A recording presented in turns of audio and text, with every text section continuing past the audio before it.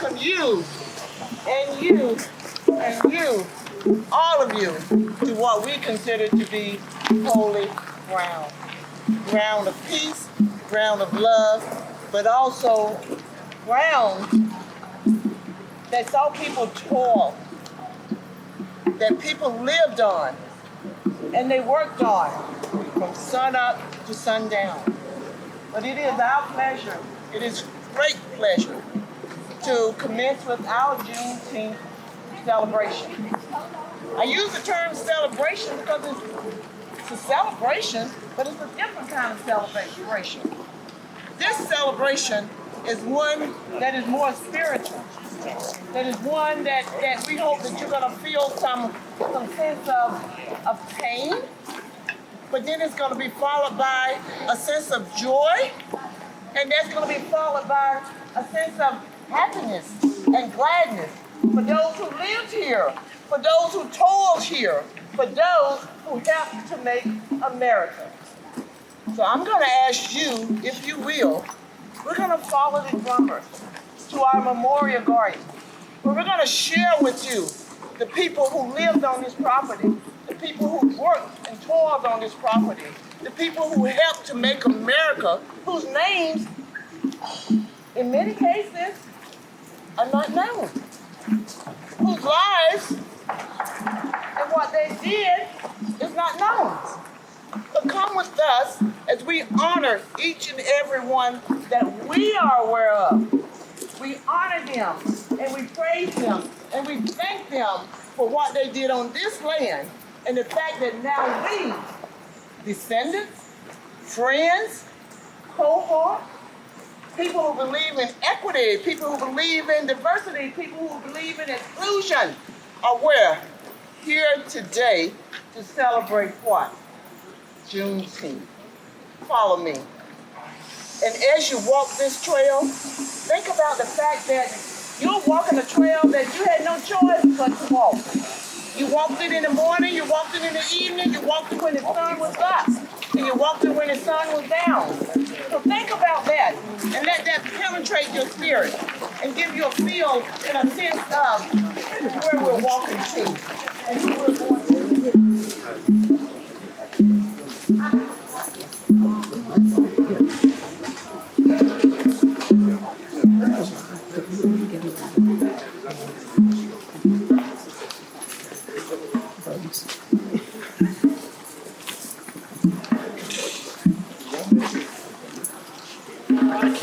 I can. We can. You can. So by my calculation, it was about 159 years ago, right? 1865, emancipation.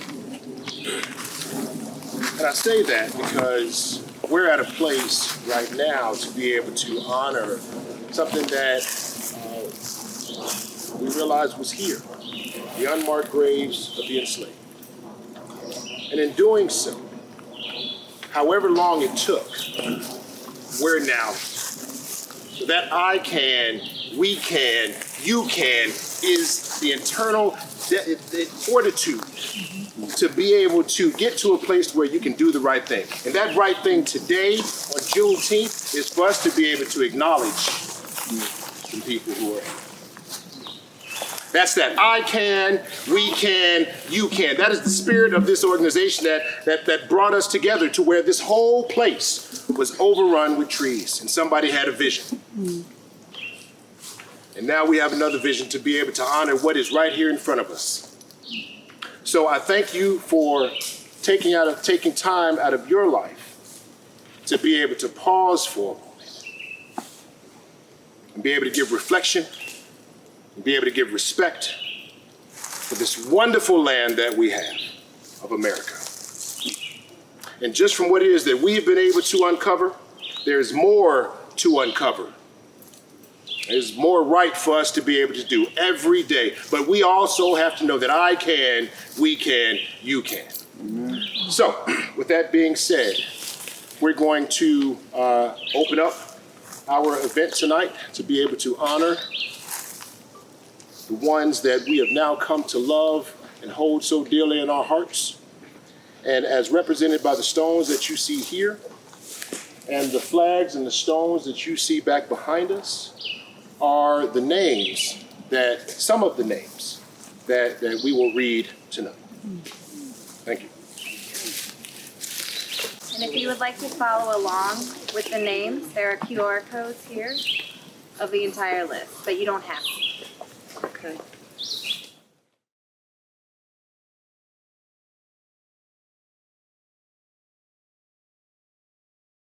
William Johnston Estate, August 1786. Richard Benahan was acting as executor. Cameron family papers are in a folder, and you can find them.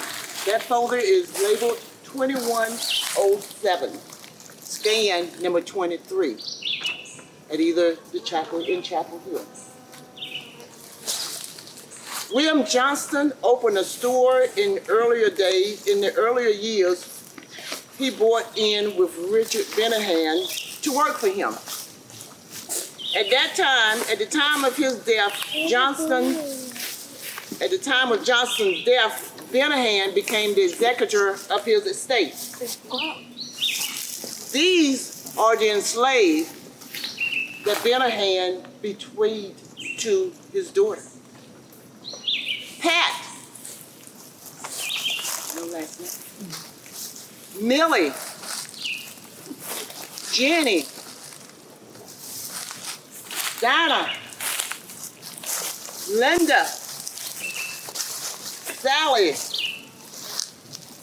Peter, Cato, Abram, Ben, Jen, and Guy. When we first started, we believed that William Johnston only owned 2 slaves. Research tells us at the time of his death, he owned 12 enslaved people. It is believed that this Cato was the husband of Betty, enslaved by Richard Benahan.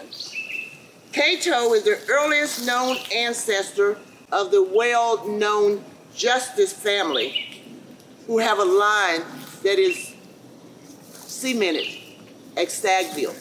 We want to share that with you. So if you are from Durham, the name Justice, look it up. You'll know a lot of justices. Benahan's daughter married a lawyer from Hillsborough whose last name was Cameron. These are some of the estate owners in the slave plantation that you recognize as you study the history of Durham County, North Carolina.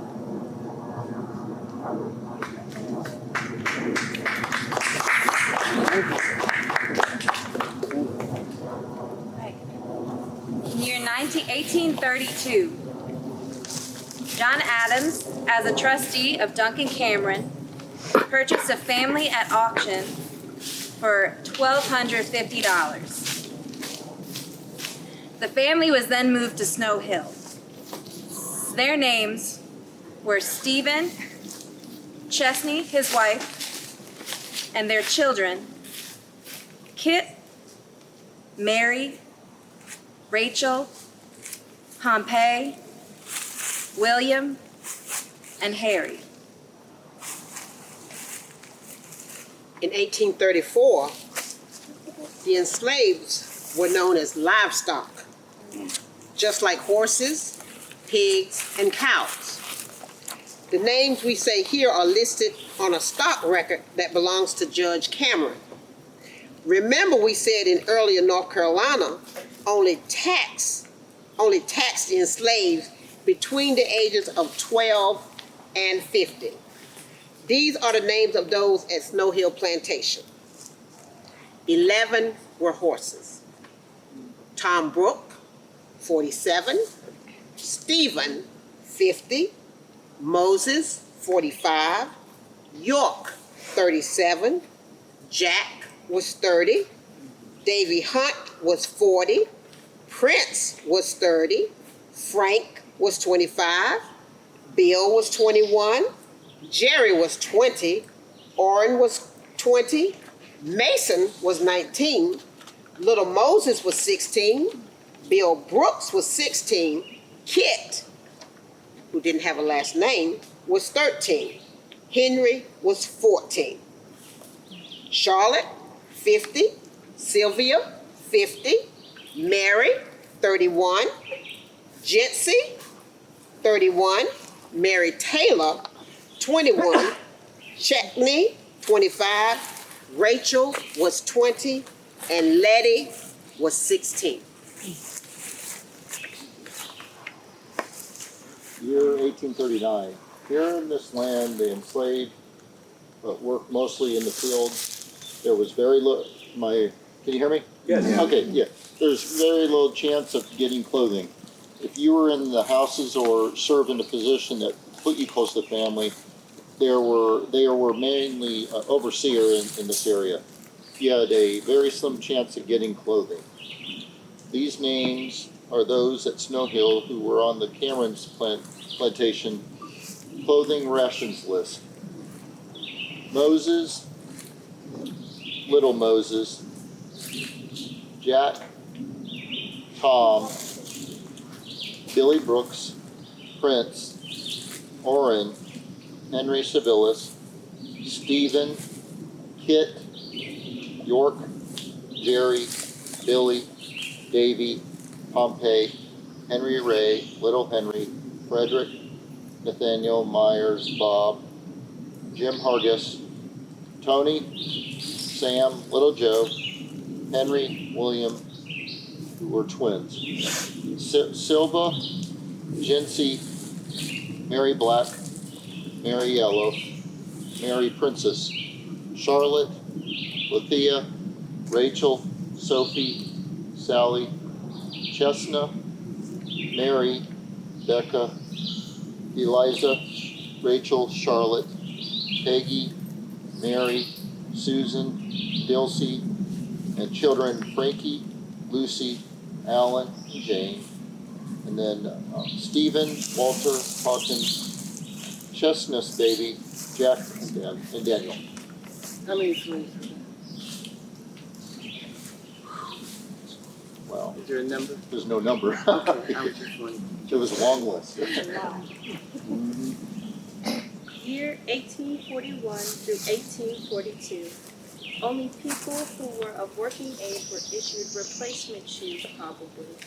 Only 290 were listed, but we know that in 1840 census, Duncan Cameron enslaved a total of 434 in 1840.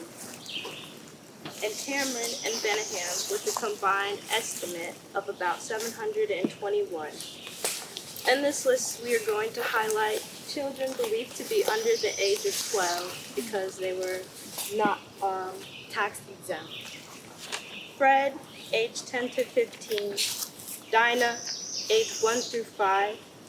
Lottie, age 5 through 10. Celie, age 1 through 5. Jack Jr., age 1 through 5. Infant child, 0 through 1. Daniel, 1 through 5. Abel, 0 through 1. Henry, 10 through 15. Eliza, 10 through 15. Francis, 5 through 10. Lucy, 5 through 10. Alan, 1 through 5. Alvis, 0 through 1.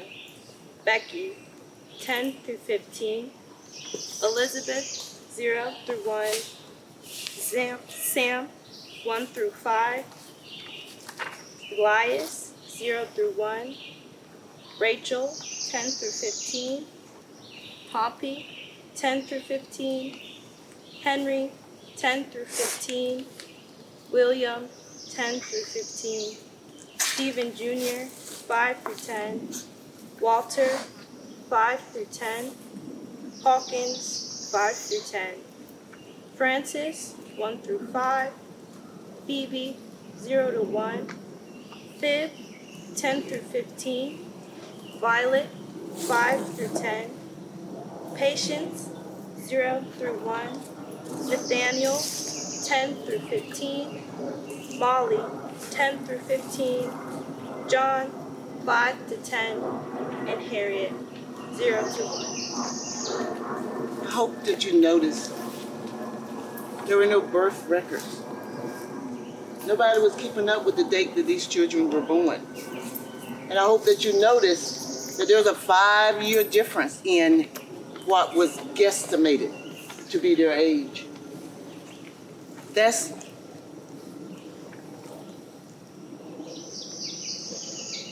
how they were valued.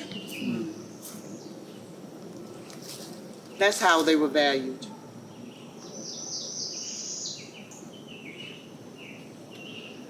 (1844). The Camerons owned more than one plantation. They sent people from Snow Hill to a plantation in Alabama. How much more were mothers, daughters, sons, and fathers split apart? Fortunately, we don't know. What we do know is that the number dropped from 80 to 55. So we remember those names. Orion, York, Jency, Jim H., Dilsey, Napoleon, John, Nathaniel, Israel, Prince, Molly, Mary, Daniel, Mary, Millie, Abel, Sam, Seth, and Sibby.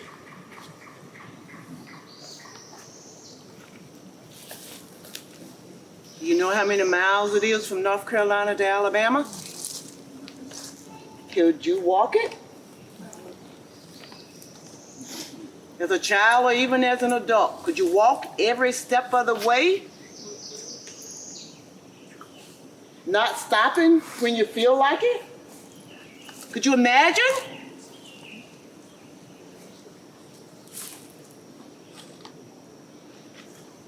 We're told that they walked for 3 weeks to Alabama. Through the years, enslaved were inherited by their owners. They were passed along from family members. The owners are the descendants of Duck and Cameron. Here is a list of the families that were able to be grouped together that were inherited by Thomas A. Sylvia, 70. Moses Little, 3. Nettie, 20. Then the others, Beck, Neater, Johnston, Orrin, and Ben. Then in this family was Bill Brooks, Susie, who was 30, Bill was 30, Patience, 12, Dicey, 10, Tom, 10, and Jency, 7. And another family that was able to stay together was Nehemiah, Peggy. Both were 65. Stephen was 70, Chelsea was 55, Kip was 30, Walter was 25, Hawkins was 18, Frank was 15, Phoebe was 11. Those groups were family. Bob, Violet, Phoebe was an infant. The families given to Mildred Coles Cameron, Mary 30, Millie 12, Martha 7, Ephraim 5, Amy 3, Bob 1. Lucy 18, Alan 16, Avis 14, Sam 10, Eliza 8, Cornelius 12, Nellie 11. Jack, Mary, Fred 25, Lottie, Jack Jr., Celia, Eddie, and Ida 10. The last name normally was given by the slaves. They took the last name of their enslaved because this was a way that they possibly could find family members.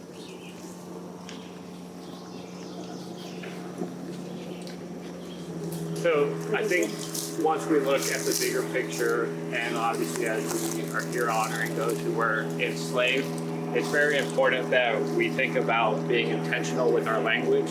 We honor and remember those individuals as those who were enslaved, specifically because slave does not describe the person. It describes the torture and the violence and all the forced labor that these people had to endure. And what does this mean as a bigger picture?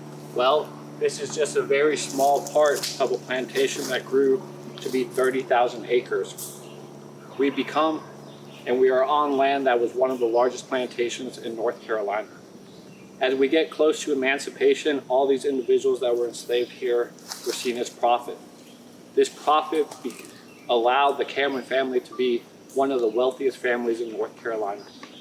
By 1848, the Cameron family actually took record of what they owned in individuals and of people that were enslaved. By that account in that year, they said that they had about $445,000 worth of individuals that were enslaved. If we do the inflation and we do the math, in today's money, it'd be $17 million. And this is of just people that they had enslaved. Not only did they make and force individuals to walk all the way to Alabama, they also had a mansion in Raleigh. Cameron Village, which was a popular shopping center, is where the mansion once sat, and they had also enslaved individuals there. Again, this is part of 30,000 acres. Across this entire area, we would have had this plantation divided at 6 different parts. Depending on what your forced labor was, dependent on where you lived. The families that pulled and were forced into labor here at Snow Hill would also live here at Snow Hill. Those who worked close to the Cameron family would have been seen as domestic enslaved people and would have lived much closer and more close proximity with the Cameron family. By the time we get to emancipation, there really isn't a lot of choice for those who were enslaved. At the time, Durham only allows a very small part of land for those who were formerly enslaved. If you look at the historic African American neighborhoods in Durham, this is still the same today. You have a lot of the environmental issues, the low-lying land, and a lot of environmental issues with that land. So as we honor this plantation and this small part of the plantation, I want you also to remember that a lot of these families did make it through emancipation and did prevail and did go to be extremely successful.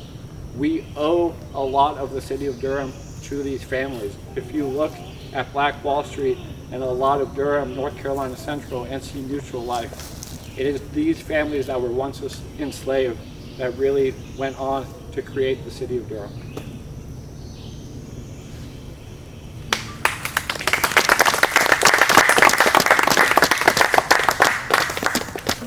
So, in honor of this moment and what we're here to highlight and represent, we decided to do a poem.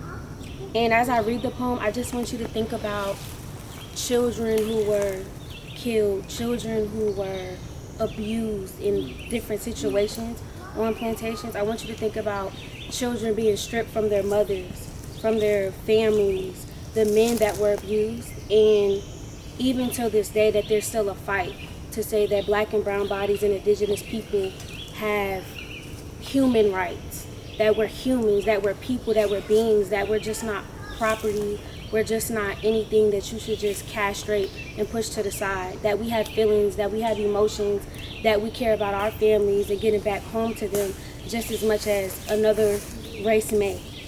So, this is called From Change to Freedom.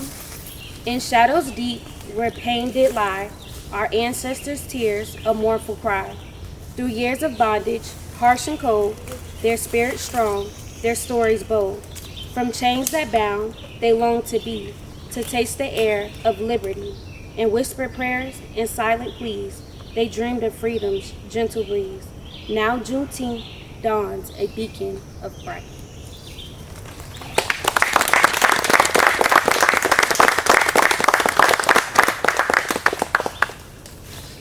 Different? Yes. Needed? Yes. Emotional? Yes. Solemn? Yes. Joyful? Yes. Hopeful? Yes. Pride? Yes. Yes. Yes. Yes. Yes. Oh God. Yes. Yes. Yes. And still I rise. And it is in that spirit where we said, I can, we can, you can. I can, we can, you can. So we thank you for again taking up your time to say that I can do better, we can do better, you can do better, our communities can do better, we can heal when we address what is right in front of us. And that's what we did today. We saw 159 years into the past and we brought it forward. So when you see these flags, when you see these stones, understand that either somebody passed away, somebody was sold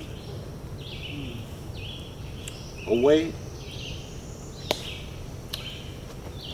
And as heavy as these stones are, right, the way that we feel is even heavier, but we celebrate that because we see them now. I can, we can, you can. So we ask you at this moment, we're going to take a moment of silence to breathe. I need to breathe.